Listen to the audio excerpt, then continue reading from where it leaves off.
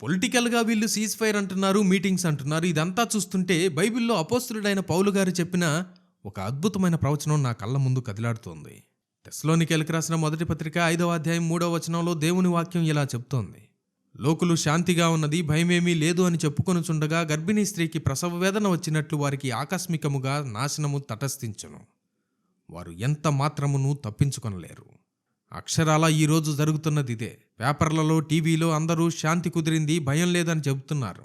కానీ ఒక దొంగ శాంతి ఎంతో కాలం నిలబడదు. అంత్యకాల గడియారం ప్రకారం ఆకస్మిక నాశనం రాకముందు ప్రపంచ దేశాలు ఆడే నాటకమే ఈ శాంతి ఒప్పందాలు.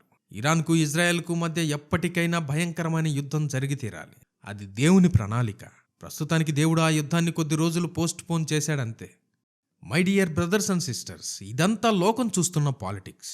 కానీ పరిశుద్ధ గ్రంథం చదువుతున్న క్రైస్తవులుగా మనం ఈ యుద్ధ వాతావరణాన్ని ఎలా అర్థం చేసుకోవాలి? నిన్నటి వరకు ప్రపంచాన్ని ఒక భయంకరమైన టెన్షన్ వాతావరణంలోకి తీసుకువెళ్లిన ట్రంప్ సడన్గా యూటర్న్ ఎందుకు తీసుకున్నాడు? అసలు భవిష్యత్తులో ఏం జరగబోతుంది? నిజం చెప్పాలంటే నిన్న రాత్రి ట్రంప్ ఇచ్చిన వార్నింగ్ చూసి నేను కూడా ఎంతో టెన్షన్తో ఎదురు చూశాను. రేపు ఉదయానికి ఏ దేశం మీద బాంబులు పడతాయో, ఎంతమంది అమాయకులు చనిపోతారో అని గుండె బరువెక్కింది.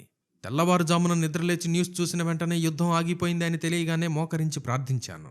అయ్యా, యుద్ధ వాతావరణంలో ఉన్న అమాయక ప్రజల ప్రాణాలను నువ్వు లక్ష్య పెట్టావు కదయ్యా, నీకు స్తోత్రం అని కన్నీళ్లతో దేవునికి కృతజ్ఞతలు చెప్పాను.